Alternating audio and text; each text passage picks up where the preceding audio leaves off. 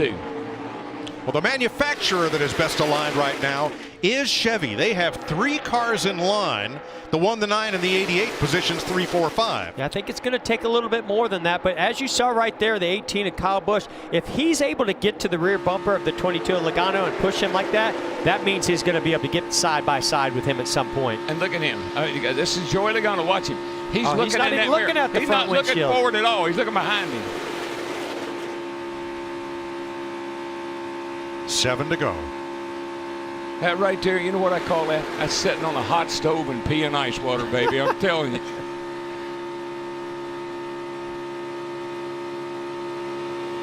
Car in the wall, Chris Buscher. And he gets tagged by Di Benedetto. Truex is in it. And so is the 77 of rookie Justin Haley.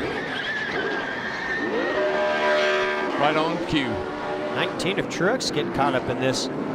Larry, that trend was nobody's friend. 7 to go. Got a fire on the 95 to Benedetto. Having a great day, just running so well all day long. Good to see him climb out. Chris Buscher took a hard hit. And there's Haley. His rookie run spoiled. That's a tough way to end it with 7 laps to go. Oh, good to see Chris Buscher climb out. A lot of damage to these cars. I'm sorry, that's one of the safety workers there talking to him. He has put the window net down, and that is a signal to the safety crew that he is okay. Boy, that was a bell ringer for Buscher. Really Boy, was. it sure was. He got turned around in a hurry. And here's Chris climbing out. The Prosper, Texas driver is okay. But that car took a vicious hit. And Martin Truex, cattywampus, coming to pit road. Yep. After getting wrapped up in that one. So coming off turn number 2, Buscher is 3rd on the outside. Yeah, and keep an eye on, I believe the 10 car of Amarola gets a nice run behind Chris Buscher. He almost tries to make it 3 wide right there. Buscher comes down. Little bit of contact right there and just turns the 37 around. Boy, and Benedetto had nowhere to go, and Truex had nowhere to go. So happy to see that 37 car stay on the ground when the 95 hit him. Yeah, big hit by Haley in the 77. Wow. Here's another look, and we'll watch Almirola in the 10 and Chris Buscher in this 37. So Amarola thought about going 3 wide. That door was shut. And not able to see the contact. But I know, I mean, the way that car turned so abruptly, you know the contact was there. And then, wow, look at this. Unbelievable. Saw Corey LaJoie just thread the needle and get through there. Wow, it's a hard hit. You're with Daniel Suarez. 2 rows here, everybody's working middle and the bottom. Coming to you. Got a crash up top there.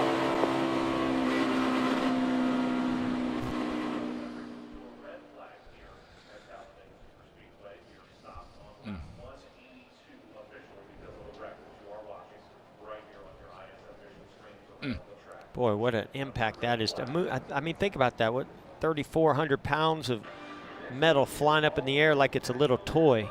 200 mile an hour. Martin Truex trying to avoid it and almost got through.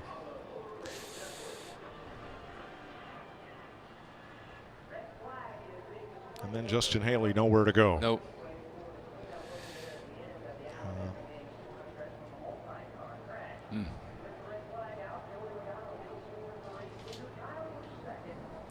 See Suarez just squeaking through there. A lot of carbon fiber on the back straightaway after that. Those hoods, deck lids. All the drivers have exited their cars under their own power. And the cars have been stopped with 6 laps to go. 4 cars involved in this one. It looks like only Truex may be able to continue. And these were all lead lap cars. They all had a shot to win it. Oh, yeah. 6 laps from now. Sure, they'd both been right up in the thick of things. And Haley was having a great run earlier today and ends up like this. And I thought it was interesting that we asked Larry what the trends were. And what did Larry say? 7 to go. 7 to go. And the crash happened with 7 to go. On the money. Well, I know somebody that is happy that caution came when it did, and that's Brad Keselowski and Eric Jones. Yeah, they'll be able to catch up. You saw Todd Gordon, Joey Logano's crew chief. He is the race leader as we're halted with 6 to go from Kyle Busch and Ricky Stenhouse. So now Keselowski, who was more than half a lap behind the lead pack, looks like he'll be one of the 24, make it 25, as David Reagan should be the free pass car, 25 lead lap cars when we resume.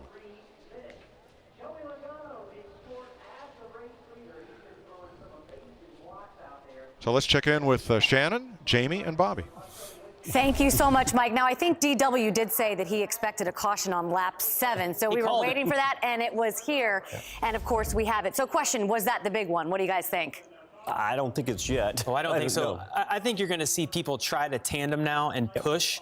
And we've seen all day long that has resulted in cars getting loose, and they're going to be more aggressive at the end of this than they have been all day long. Yeah, getting up to speed, they're going to be pushing, and manufacturers are out the window.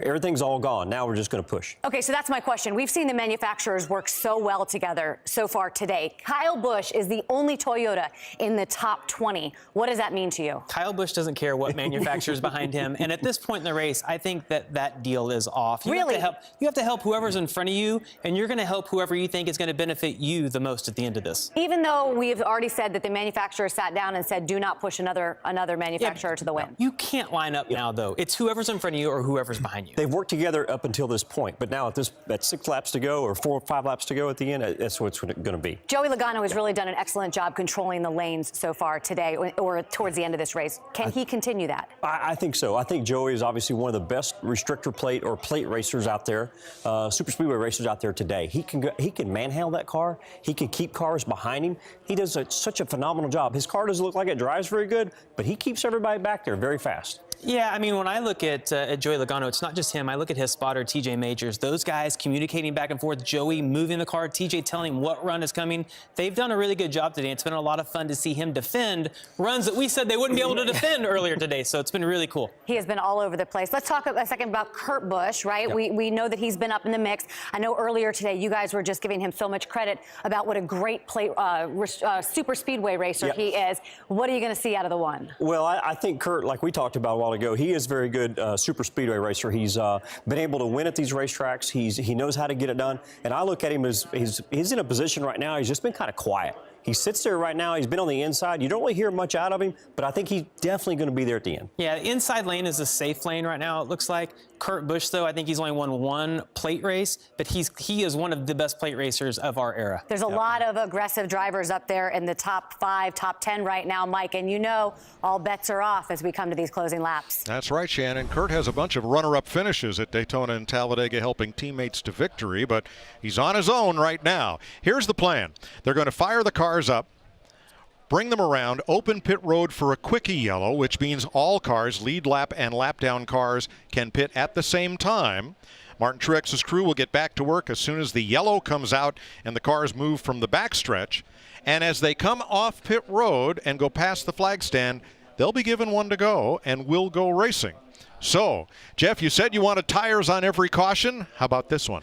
Well, if you're Brad Keselowski, if you're Eric Jones, some of those guys that really don't have much to lose that are further back, they'll come in and get tires. But those guys up front, yeah, now my crew chief hat is put on, and I need track position, and I'm not willing to come in and get tires. So, Mike, who are the most aggressive drivers you know? Oh, the front 3. That's right. Logano, Kyle Busch, and Stenhouse. And even Kurt Busch. I mean, there are 4 guys up there that'll do about anything it takes to win this race. So, Larry, what's your position on whether you get tires or not? How many cars from the leader on back stay out? Well, and what we need to preference is the fact that fresh tires maybe don't make you run faster. They just let the driver maneuver the car. They're going to drive a little bit better. When I look right now, Mike, that we have roughly 24 drivers still on the lead lap, I'm looking somewhere around Almirola, Larson, Blaney, 10th, 11th, 12th, maybe even William Byron, 13th. Somewhere right in there, I think, is the cutoff that if I'm back in that area or on back for sure to Jeff and Darrell's point, I'm coming to get me 4 fresh tires. Yeah. All right. So Larry says 13. Where's the cutoff line for who stays out, Jeff? Darrell? I think you got